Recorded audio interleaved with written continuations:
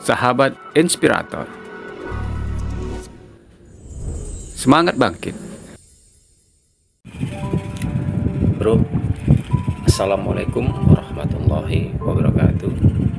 Salam sejahtera, sahabat inspirator. Om Swastiastu, Namo Buddhaya, salam kebajikan, Rahayu Sagung Dumadi. Semoga kita semua hidup penuh keberlimpahan, kesehatan, dan senantiasa berbahagia.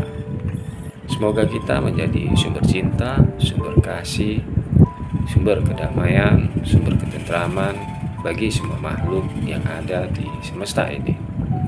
Oleh karena itu, mari kita bersyukur karena kita masih diberi hari baru, tentunya dengan kesadaran baru, pemahaman baru, dan tentunya juga rezeki yang baru, dimana kita sadar bahwa kita hidup sekarang, saat ini, dan di sini. Amin ya rabbal alamin. Baik,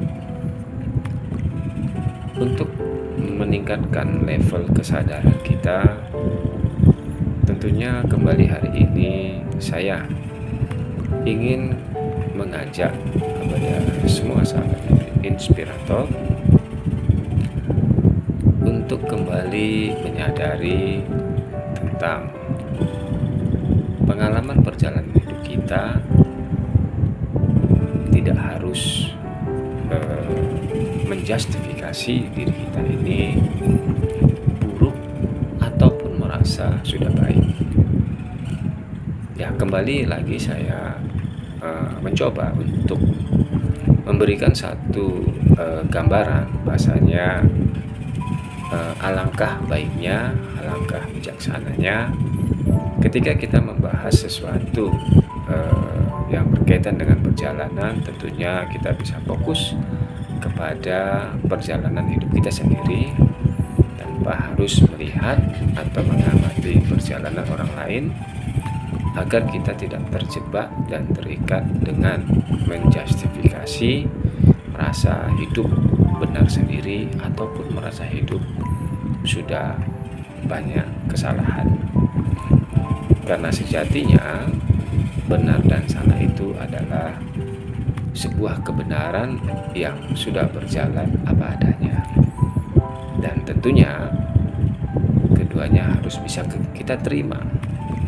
Tidak bisa kita tolak atau hanya kita memilih satu saja di antaranya, karena keduanya, baik sesuatu itu yang benar atau sesuatu yang salah, pasti akan hadir di dalam perjalanan hidup kita. Hanya saja kita bisa menerimanya atau tidak. Nah, terkadang tanpa kita menyadarinya, ego kita itu selalu muncul ketika sesuatu itu yang kita anggap salah, lalu kita menjustifikasi bahwa kesalahan itu adalah sesuatu yang tidak pantas buat kita. Ya, memang benar kesalahan itu tidak pantas, tetapi harus kita sadari kesalahan itu terjadi di dalam kehidupan kita ataupun hadir dalam kehidupan kita. Terkadang tidak bisa kita menolaknya, karena terkadang itu hadir apa adanya.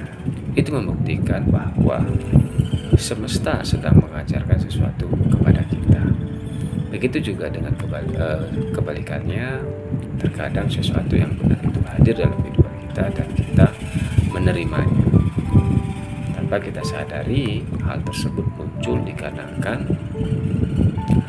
efek dari egosentrik kita, karena kita hanya menerima sesuatu yang kita suka, yaitu benar. Baik, dalam hal ini saya mengajak kembali kepada sahabat inspirator untuk meningkatkan level kesadaran kita bahwasanya apapun yang ada dalam kehidupan kita terkadang tidak sesuai kemauan kita, malah justru kemauan kita itu yang tidak hadir. Jadi kalau kita amati itu semua, sebenarnya semesta sedang memberikan suatu pesan baik lewat sesuatu yang kita sukai ataupun yang tidak kita sukai. Oke? Nah, dalam hal ini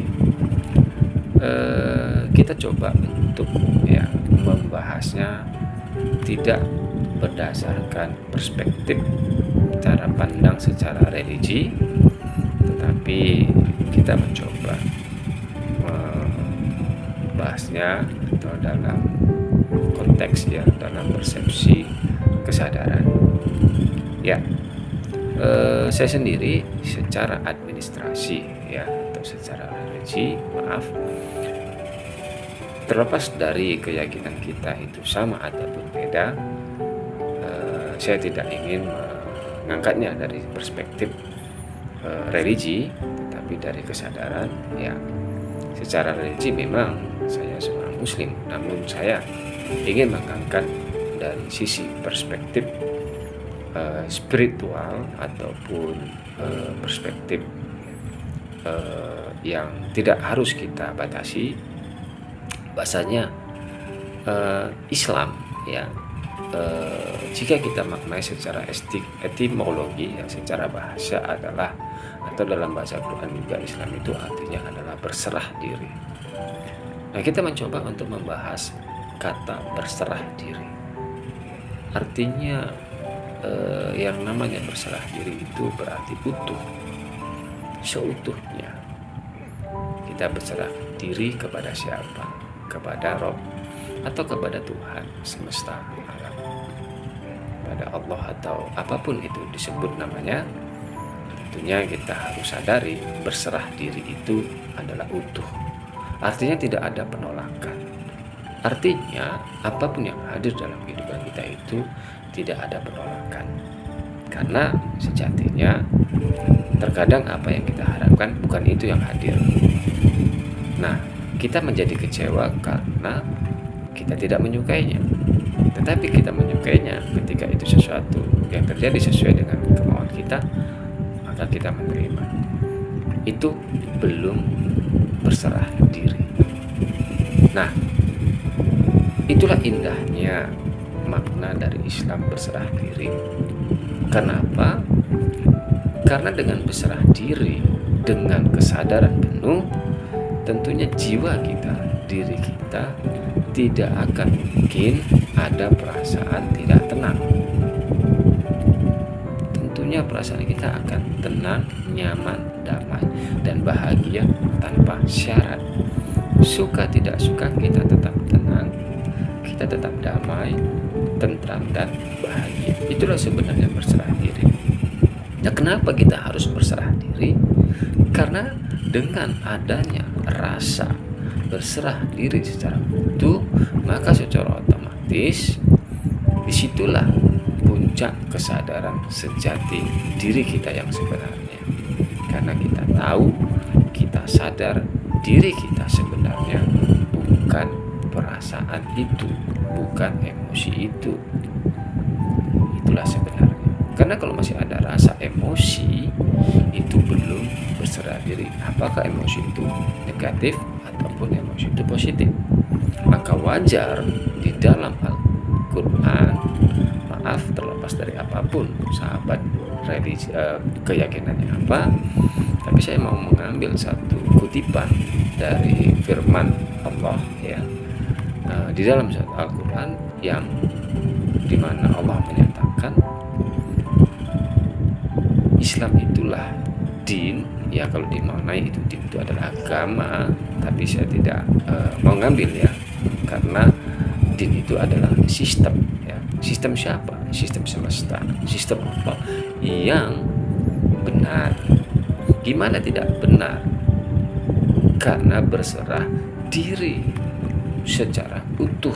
Jadi letak dari kebenaran itu adalah berserah diri.